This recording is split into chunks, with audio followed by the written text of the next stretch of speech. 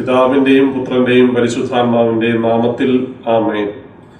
പ്രിയമുള്ള സഹോദരങ്ങളെ, ആഗസ്റ്റ് മാസം നമുക്ക് വ്യക്തമായി അറിയാം പരിശുദ്ധ അമ്മയുടെ സ്വർഗാരോപണ തിരുനാളാണ്.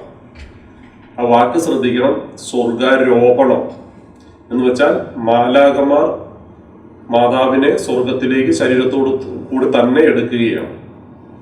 എന്നാൽ ഈശോയുടേത് സ്വർഗാരോഹണമാണ്. ഇത് പലരും പറയുമ്പം തെറ്റിപ്പോകാറുണ്ട്. ചിലർ പറയും കന്യകാമറിയത്തിന്റെ സ്വർഗാരോഹണം, ഈശോയുടെ സ്വർഗാരോഹണം എന്ന് പറയും. അപ്പൊ ആരോപണം എന്താണെന്ന് വെച്ച് കഴിഞ്ഞാൽ അത് പലർക്കും അറിയത്തില്ല. ഈശോ തനിയെ പോവുകയാണ്, സ്വർഗാരോഹണം തനിയെ. ഈശോ ദൈവമാണല്ലോ, സ്വർഗത്തിലും തന്നെയാണ് വന്നത്. ഈശോ സ്വർഗത്തിലേക്ക് തനിയെ പോകുന്നു. എന്നാൽ പരിശുദ്ധ കന്യകാമറിയം അങ്ങനെയല്ല, മാലാഖമാരാൽ എടുക്കപ്പെടുകയാണ്. അപ്പോൾ നമുക്കറിയാം, അതുപോലെ തന്നെയാണ് ധനവാന്റെ പടിവാതിൽക്കൽ ഇരുന്ന ലാസറിനെയും ഇതുപോലെ തന്നെയാണ് ചെയ്തത്. ദൈവദൂതന്മാർ അബ്രാഹത്തിന്റെ മടിയിലേക്കുള്ള സ്വർഗാരോപണമാണ്. രോപണം പരിശുദ്ധ കന്യാമറിയത്തെ പോലെയാണ് എന്നുള്ളതല്ല ഞാൻ പറഞ്ഞു വരുന്നത്. അമലോത്ഭവമൊന്നുമല്ല ലാസർ, പക്ഷെ എങ്കിലും ദൈവദൂതന്മാരാണ് കൊണ്ടുപോകുന്നത്. ഇപ്പൊ നമ്മൾ പോലും മരിക്കുമ്പോൾ നമ്മളെയും അങ്ങനെ തന്നെയാണ്, ദൈവദൂതന്മാരാണ് നമ്മളെ കൊണ്ടുപോകുന്നത്. അതുകൊണ്ട് പ്രിയമുള്ളവരെ, പരിശുദ്ധ കന്യകാമറിയത്തിന്റെ സ്വർഗാരോപണം 1950 പരിശുദ്ധ കന്യകാമറിയം സ്വർഗാരോപിതയാണെന്ന് തിരുസഭ അംഗീകരിക്കുന്നത് പോലും.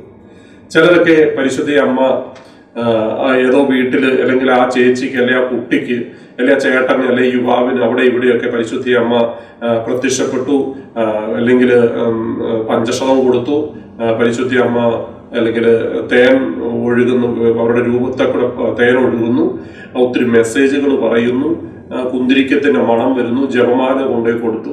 ഇങ്ങനെയൊക്കെ ചിലതൊക്കെ സഭ അംഗീകരിക്കുന്നില്ല എന്നൊക്കെ പറഞ്ഞുകൊണ്ട് പല പ്രശ്നങ്ങളൊക്കെ കേട്ടിട്ടുണ്ട്. പ്രിയമുള്ളവരെ, പരിശുദ്ധ കന്യകാമറിയം തന്നെ സ്വർഗത്തിലേക്ക് എടുക്കപ്പെട്ടു എന്നുള്ളത് 1950 സഭ അതൊരു വിശ്വാസ സത്യമായി പ്രഖ്യാപിക്കുന്നത്. അപ്പൊ നമ്മൾ മനസ്സിലാക്കേണ്ട കാര്യം, മാതാവ് അവിടെ പ്രത്യക്ഷപ്പെട്ടു, ഇവിടെ പ്രത്യക്ഷപ്പെട്ടു എന്നൊക്കെ പറയുമ്പോൾ എല്ലാം മാതാവായിരിക്കണമെന്നൊന്നുമില്ല. അത് സഭ അതിനെക്കുറിച്ച് വ്യക്തമായി പഠിക്കാതെ അതിനെക്കുറിച്ച് അതൊരു സത്യമാണ്, അതിലെ മാതാവാണെന്നുള്ളത് പറയത്തില്ല. അത് ഈയിടയ്ക്ക് തന്നെ നമുക്കറിയാം, നമ്മുടെ മാർപ്പാപ്പ, ഇപ്പോഴത്തെ മാർപ്പാപ്പ പരിശുദ്ധ കന്യകാമറിയം സഹരക്ഷകയല്ല എന്ന് പറഞ്ഞൊരു ഭയങ്കര ബഹളം ഉണ്ടാക്കി. പ്രിയമുള്ളതിൽ ലൂക്ക 2:10 പറഞ്ഞത്. മാർപ്പാപ്പ പ്രത്യേകിച്ചൊന്നും പറഞ്ഞിട്ടില്ല. സഹരക്ഷകയാണെന്ന് ഇന്ന് വരെ ഒരു മാർപ്പാപ്പന്മാരും പറഞ്ഞിട്ടില്ല. അതൊരു വിശ്വാസത്യമല്ല. പരിശുദ്ധ കന്യാമറിയം സഹരക്ഷകയാണെന്ന് ഏത് മാർപ്പാപ്പന്മാരെ പറഞ്ഞിരിക്കുന്നത്? ഇന്ന് വരെ ഒരു മാർപ്പാപ്പന്മാരും പറഞ്ഞിട്ടില്ല. ഇനിയിപ്പോ അതിനെക്കുറിച്ച് ഭയങ്കര പ്രശ്നമാണ്.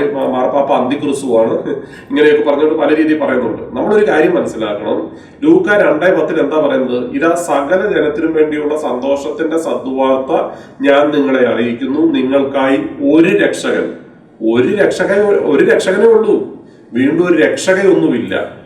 അപ്പൊ നമ്മൾ മനസ്സിലാക്കണം, കാൽവരിയിൽ മനുഷ്യവർഗത്തിന്റെ രക്ഷയ്ക്ക് വേണ്ടി ഈശോ മാത്രമേ മരിച്ചിട്ടുള്ളൂ, വേറെ ആരും മരിച്ചിട്ടില്ല, ഒരു മാലാഖയും മരിച്ചിട്ടില്ല.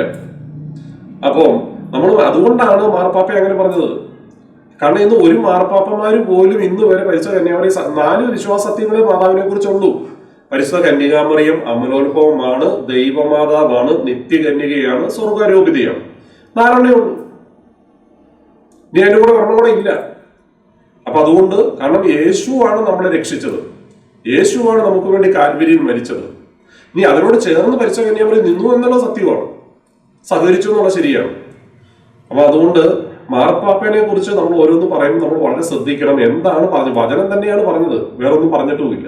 അപ്പൊ അതുകൊണ്ട് നമ്മൾ പരിശുദ്ധ കന്യാമറിയം പോലും എവിടെയും ഞാൻ സഹരക്ഷകയാണെന്ന് പ്രഖ്യാപിച്ചിട്ടില്ല. കാരണം പരിശുദ്ധ കന്യാമറിയം അങ്ങനെ പറയത്തില്ല. കാരണം എന്താ? തിരുസഭയിലൂടെ അത് പ്രഖ്യാപിച്ചു കഴിഞ്ഞെങ്കിൽ മാത്രമേ മറിയം അത് പറയത്തുള്ളൂ. അത് ഏത് വിശ്വാസത്തിനോടും അങ്ങനെ തന്നെയാണ്. അതുകൊണ്ട് പ്രിയമുള്ളവരെ, നമ്മൾ മനസ്സിലാക്കേണ്ട വലിയൊരു സത്യം, ഈ പരിശുദ്ധ കന്യകാമറിയം സ്വർഗാരോപിതയാണ് എന്ന് എപ്പോഴാണ് ഇതിങ്ങനെ വിശ്വാസത്തോട് വരുന്നത്?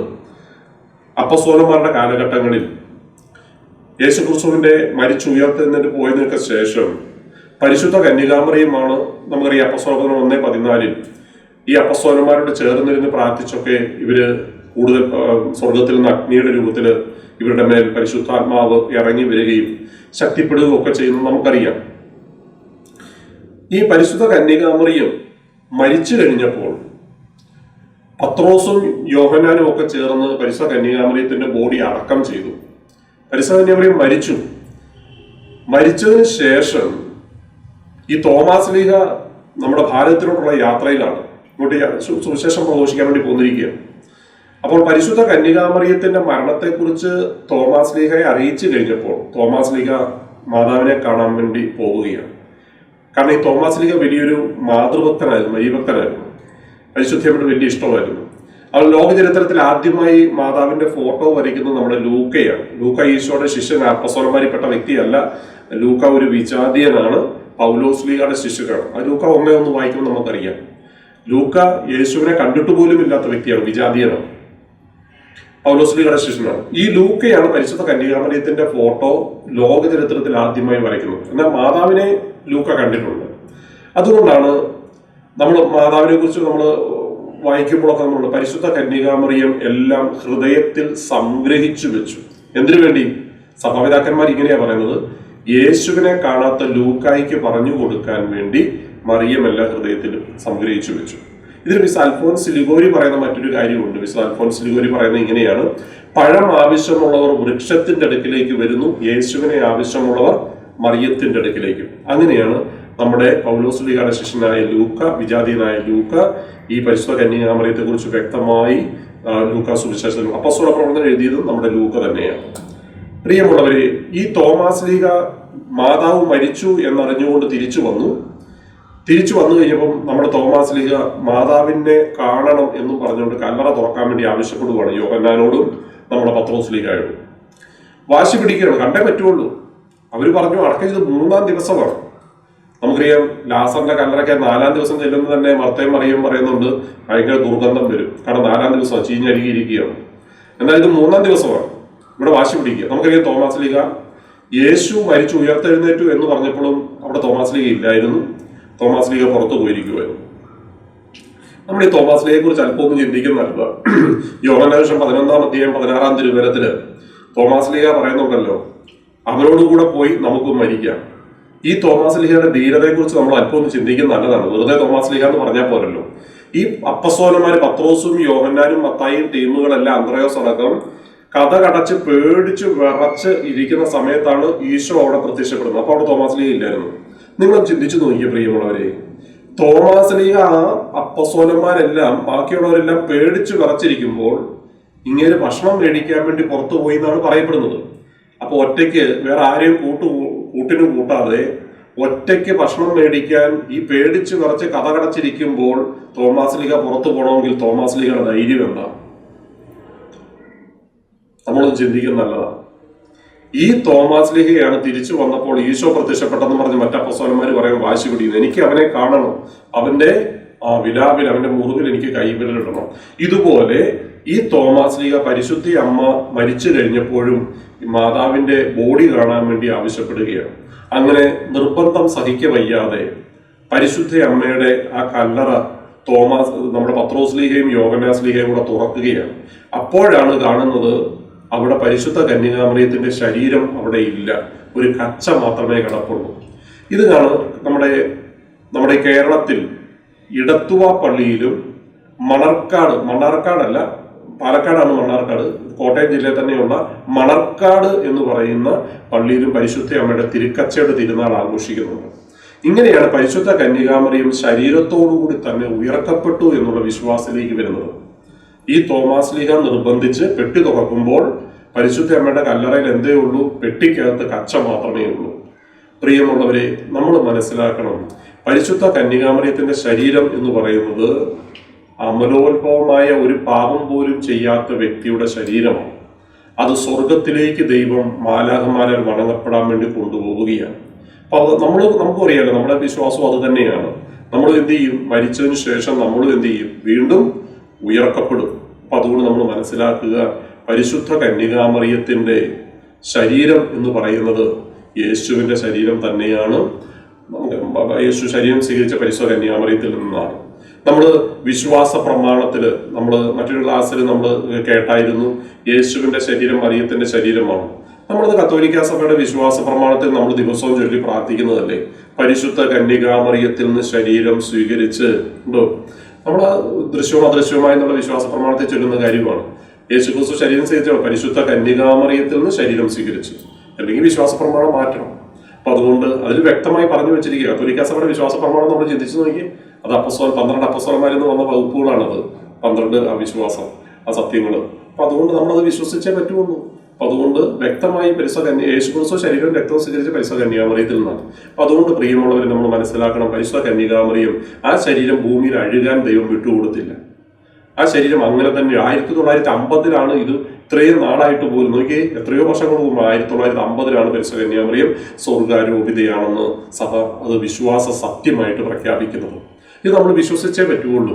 അപ്പൊ അതുകൊണ്ട് പരിശുദ്ധ കന്യകാമറിയത്തിന്റെ ആ ദൈവം പോലും ഭൂമിയിൽ അഴുകാൻ വിട്ടുകൊടുക്കാതെ, യേശുവിന്റെ ശരീരം ഭൂമിയിൽ അഴുകാതെ സ്വർഗത്തിലേക്ക് ഉയർത്തപ്പെട്ടതുപോലെ മറിയത്തെയും ദൈവം സ്വർഗത്തിലേക്ക് കൊണ്ടുപോവുകയാണ്. ഇതാണ് നമ്മൾ വെളിപാട് 12:1 കാണുന്നത്. സ്വർഗത്തിൽ വലിയൊരു അടയാളം കാണപ്പെട്ടു, സൂര്യനെ ഉടയാടയാക്കിയ ഒരു സ്ത്രീ. അതുകൊണ്ട് പ്രിയമുള്ളവരെ നമ്മൾ മനസ്സിലാക്കുക, പരിശുദ്ധ കന്യകാമറിയത്തിലൂടെയുള്ള ദൈവം നമുക്ക് നൽകിയിരിക്കുന്ന, തിരുസഭയോട് നൽകിയിരിക്കുന്ന വിശ്വാസ സത്യങ്ങൾ നമ്മൾ അംഗീകരിക്കുക, നമ്മൾ വിശ്വസിക്കുക. ഇങ്ങനെയുള്ള പല കാര്യങ്ങളും ഉണ്ട്. ഇതിനെക്കുറിച്ചൊക്കെ നമ്മൾ ആഴത്തിൽ മനസ്സിലാക്കി അത് പഠിച്ചു കഴിയുമ്പോൾ നമ്മുടെ തന്നെ രക്ഷയ്ക്കത് കാരണമായി തീരും. ഇപ്പൊ തിരുസഭയെ കുറിച്ച് നമ്മൾ ജപമാല പ്രാർത്ഥനയെ കുറിച്ചൊക്കെയാണ് പോലും പലരും ഇതിനെക്കുറിച്ച് ഒത്തിരിയധികം മോശമായ രീതിയിലൊക്കെയാണ് പറയുന്നത്. ആരാ പറഞ്ഞത് ജപമാല ചൊല്ലി പ്രാർത്ഥിക്കാമെന്നുള്ളതൊക്കെ?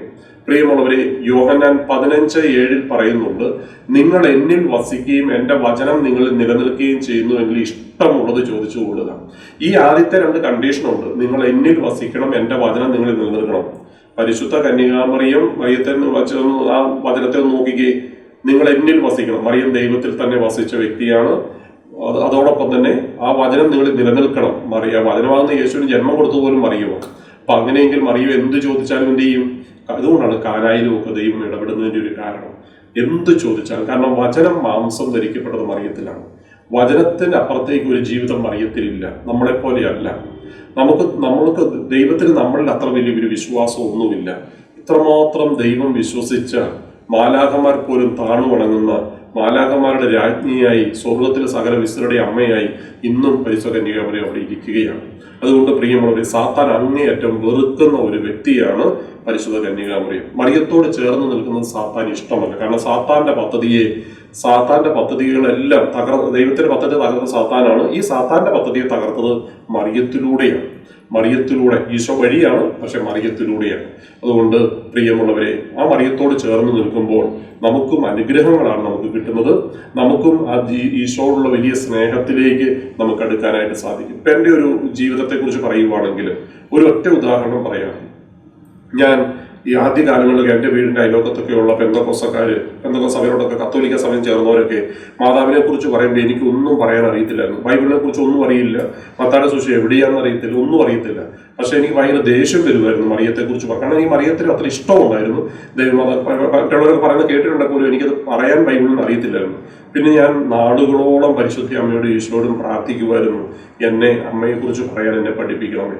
പ്രിയമുള്ളവരെ, ഇന്ന് 3 ദിവസം താമസിച്ചുള്ള ധ്യാനം മുഴുവൻ വേറെ ആരുടെയും ഹെൽപ്പ് കൂടാതെ, സ്വർഗത്തിന്റെ മാലാഖമാരുടെ ഒന്നുമല്ല, മറ്റു മനുഷ്യരുടെ സഹായം കൂടാതെ 3 ദിവസം കംപ്ലീറ്റ് രാവിലെ മുതൽ അന്ത്യം വരെ ക്ലാസ് എടുക്കാനായിട്ട് പരിശുദ്ധ അമ്മ അല്ലെങ്കിൽ ഈശോ എന്നെ സഹായിച്ചു.